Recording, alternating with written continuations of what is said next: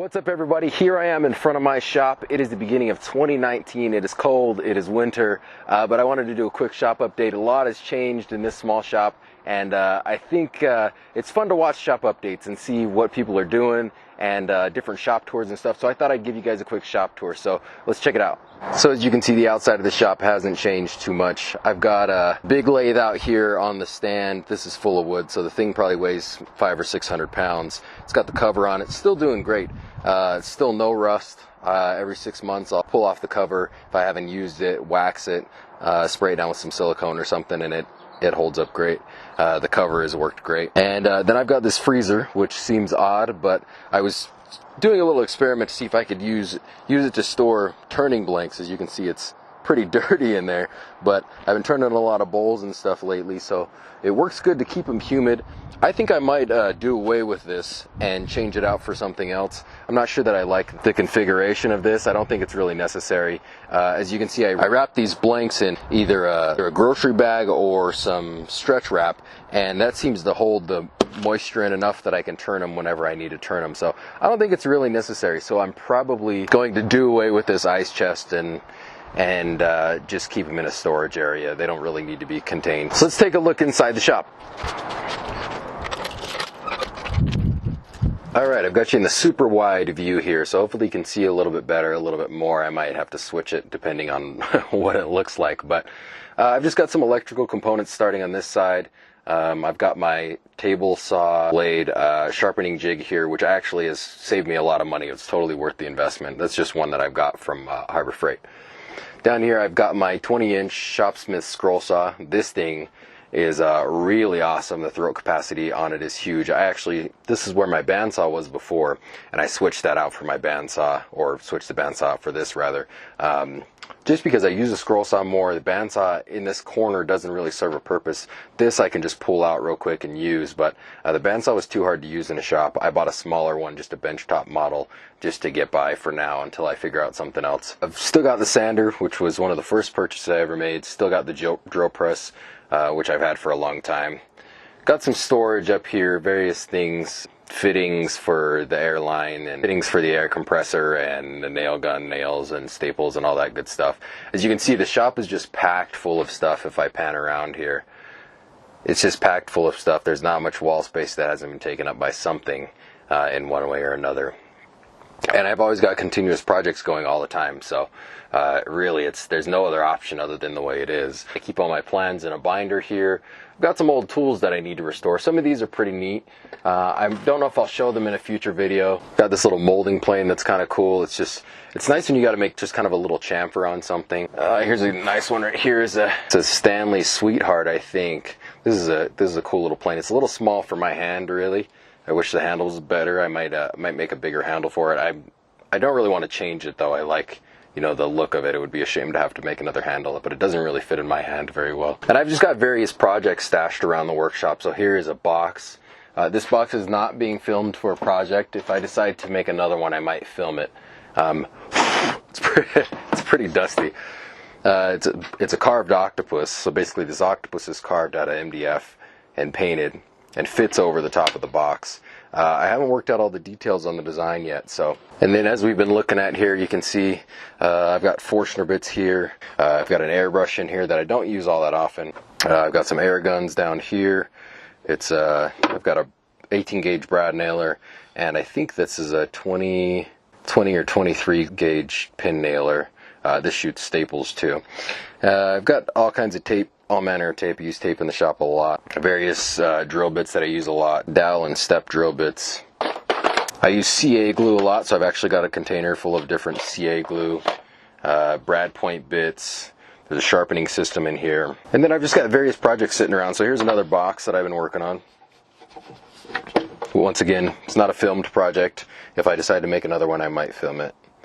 Not sure when those will get done. They're kind of on the same track as the other box that I just work on them when I can. This is a tray that I was making. This one's out of hickory.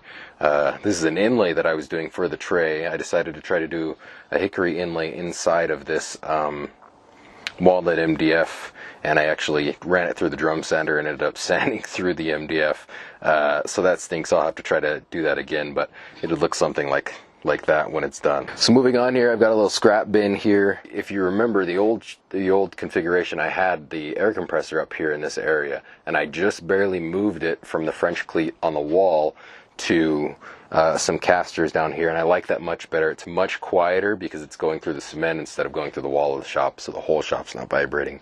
And then I've just got my little air line right there whenever I need it. Paints, spray adhesive, other glues, some various screws, lag screws, stuff that I use on a fairly regular basis. I've got my couple drills and a sander. I've sort of been a rigid guy, so you know, once you choose a color, you kind of stick with it. I really have liked every drill and driver that I've ever had from Ridgid. The sander I don't really like so much. So this sander has a weird clamp in the front. Let me see if I can do this one-handed. So it's sort of this lever action clamp, and it always slips. The sandpaper never fails to slip out. You have to put like some duct tape on the back to get it to even stay, which is pretty silly. Somebody didn't do their quality testing on that to make sure that that works properly before they put that out on the market, so that's a bummer. So some finishing supplies, just various stains and lacquers and poly. Down here I've got this bench grinder from Harbor Freight. I actually bought this at a pawn shop for really cheap, like 20 or 25 bucks. It served me really well. I tapped a hole in this other side here. If you follow my Instagram, which you should, you'll see I tapped a hole in the side of this over here. So now I have a slow speed wet grinder over here, and then I can actually strop if I'm doing knives or plane blades or whatever. I can actually strop on the other side of this, and it works out pretty good that way. And I've got this little anvil, which is cool. It's like a 20 or 30 pound anvil. I'm not sure, 25, 30 pounds. It actually comes in handy. I don't do too much metal work, but there are times when I need to make a bracket for something or pound something flat, and this thing really is just super handy. And then I've got this toolbox here. This is a Stanley toolbox. I also would not recommend this. It's less than adequate. It holds stuff, and that's about it. So I've got marking stuff in here. As you can see, I see just router stuff in here. Tons of sockets, drill bits, and safety stuff in here. In this drawer comes right out because I had to cut the rivets because these bolt placements in the bottom of this. But this has just one thread, so there's just one thread for that to catch onto, which means that that's why these bolts are sitting here, which means that these bolts come out all the time, which means the caster's loose, falls over, doesn't slide, doesn't do what it needs to do. It's not put together very well. So I cut the rivets on that. And if we look at this drawer, I cut these rivets off, pull that drawer out. I'm going to just put some actual bolts in there with some nuts on it, and to hold the casters on. But really pretty disappointed in this. I made this box on the top, so you can see where the separation is. Here's the toolbox, here's the box that I made. I almost wish that I would have just made the cabinet myself instead of buying a toolbox, but I've never had a toolbox before, so it's kind of that novelty, the old toolbox novelty. This box I really like. I just keep angle grinder stuff in here, drill bit sharpening jig, which I never use. This thing, I just sharpen them freehand, don't even use that. There's a jig in here too. Sharpen my turning tools. This angle grinder, another Ridgid purchase that I would not recommend. You know, it feels good in the hand and it works okay, but there's something inside of it that triggers the battery overload, and it kills every battery, and it just stops and doesn't work very well. Once again, another buy that I wouldn't recommend. So coming back up here, I've got clamps here. I've got clamps down here as well. And I just keep buying clamps. I'm almost to my capacity. I've got a little bit more space. I've got 6 inches of space for clamps left. So once I'm full, I'm full. There's nowhere else to put them. So then I've just got toolbox upon toolbox upon toolbox. Most of them are labeled with whatever label they are. There's various storage and tools and stuff that I just don't need access to all the time, but I gotta have it. And down here there's this little router table that I made. I used to have a big router table that I bought with a router in it, and it worked for a long time. It's just too bulky for me. So I've got this little router table that I made out of some inch-thick melamine, and it's worked out really well. I've just got a Ryobi 1.5 horsepower router in there. I just clamp this down to the bench whenever I need to use it. Works great. I wish the table was a little bigger. I might make like an auxiliary table for it or something, but For now, it's served really well, better than the router table that I had before because it's less bulky. It'll just fit right here in the corner where I need it. And like I said, I got rid of the 14-inch bandsaw that I had in here a little while ago.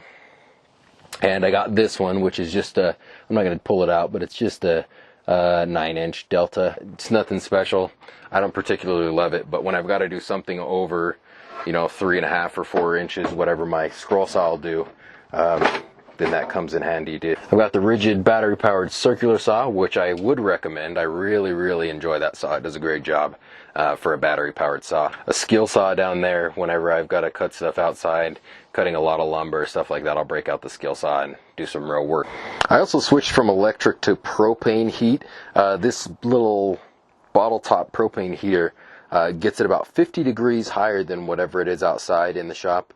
And the electric heater I had before would get me only like 20 or 25 degrees and be more expensive. This runs me a refill of about $20 every month to 2 months, depending on how often I'm in the shop and using it. Less money than the electric heater, and does a better job heating. So coming over to the other side of the shop, nothing too crazy. There's a couple dado sets in there, soldering stuff, more dado molding head cutters, the taper jig here, these angle clamps. These are from Harbor Freight. I didn't get them from Harbor Freight. I got them for real cheap from an old guy that was selling a bunch of stuff, but these are awesome. They're awesome. You can see that I've used them for welding a bit, and they hold up under welding. I'm doing flux core, so I'm spitting metal everywhere, and they've held up a couple times I've used them for welding. They hold up good in the shop. They're a great investment. I got a lot of different table saw blades just because I sort of keep collecting them. Part of what I do as a business is buy and sell and salvage and fix tools. So all these table saw blades, I just keep keep racking them up, and then I'll sell some whenever I get enough of the ones that I don't want. And just various table saw jigs, all different kinds of saws that I use in the shop. And then as you can see, every spare spot in the ceiling is pretty much used for storage. This shop entrance is low enough that I will hit my head if I don't duck every time. So this is a pretty small shop. I can't remember what the measurement is that I took when I first started in the shop. I took a measurement and I don't remember exactly what it is, but maybe I'll measure it again just for the fun of it. So up here I've got sort of an air cleaner system. I just took an old bathroom fan that was pretty powerful, put it in this box, put a filter over it, and put a switch on it, and it pretty much sucks all the air. It'll clear the entire shop in a couple minutes. Bowl turning tools, sharpening tools. There's an extra little router. The lighting's not great in here. As you can see, I've got fluorescent lights, and then I've also put up some LEDs in various spots just around the shop because it's just, in this confined space, it's just really hard to get the lighting right. Tons of spring clamps because I'm always using spring clamps. So that pretty much does it for me here in the shop. This year I've got a whole bunch of videos planned. I've got stuff that's sort of half done that I need to complete. I've got a lot of turning videos planned, bowls drying, stuff like that I'll be doing a complete video on. So like the channel, subscribe, and stay tuned for more cool stuff from this small shop. Until the next one, you guys have a good one. You may have seen in other videos, this is the small router table that I made. I used to have a big router table, and I